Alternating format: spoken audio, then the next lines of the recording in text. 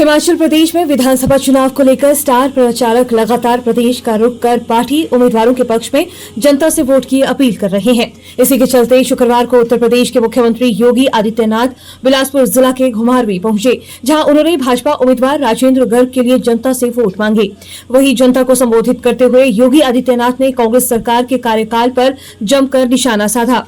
योगी आदित्यनाथ ने कहा कि कांग्रेस ने देश को केवल घाव देने का काम किया है, चाहे आतंकवाद के रूप में हो, नक्सलवाद हो या फिर अलगाववाद, भाई भतीजावाद और भ्रष्टाचार के रूप में देश को पिछाड़ने का काम कांग्रेस के राज में हुआ है। लेकिन धारा 370 हटाने के निर्णय ने आतंकवाद पर अंतिम कील लगाने का कार्य किया है। भाइयों बहनों,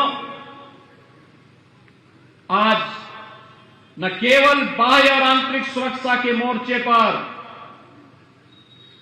आपने देखा होगा, कांग्रेस ने तो देश को सदैव घाव दिए हैं। कहीं आतंकवाद के, कहीं अलगाववाद के, कहीं नक्सलवाद के, कहीं पर भाई भतीजावाद का, कहीं भ्रष्टाचार का, कहीं पर माफियावाद का।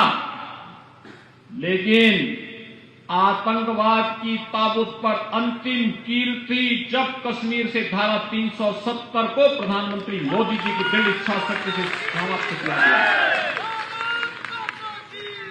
आपने देखा होगा कि 1950 में जबरदस्ती जब भारत के संविधान का हिस्सा बना करके धारा 370 पर इसका हिस्सा बनाया गया था, वह कश्मीर में आतंकवाद की जड़ बनी थी। और आतंकवाद की जड़ केवल वही नहीं बनी थी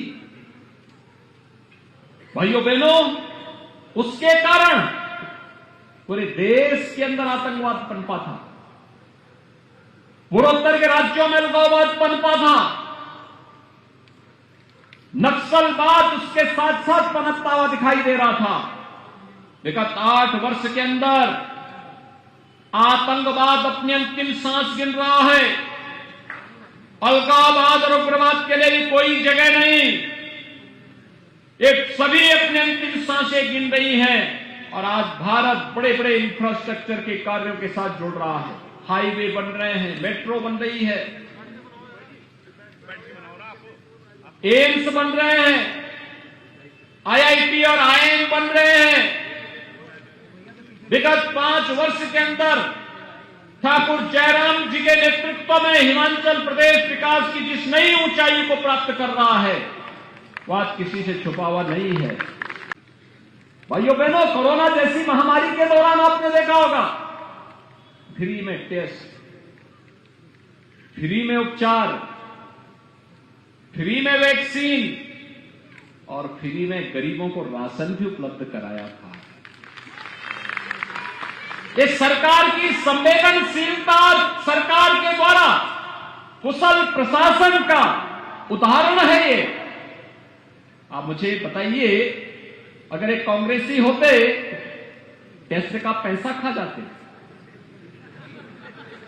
वैक्सीन बेच देते, राशन डकार जाते, गरीब देखता रह जाता, और यही होता था इनके शासनकाल में, यही होता था।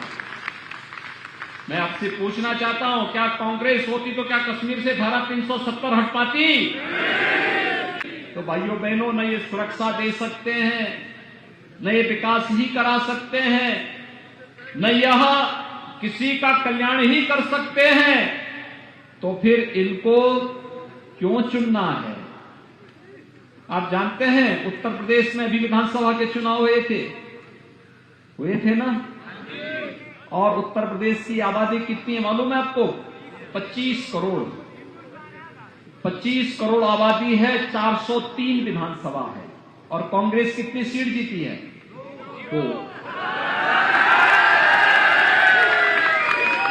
2 सीट जीती है। और भाइयों बहनों, आप सुनते होंगे कि राम नाम सत्य है के लिए भी 4 आदमी चाहिए होते हैं।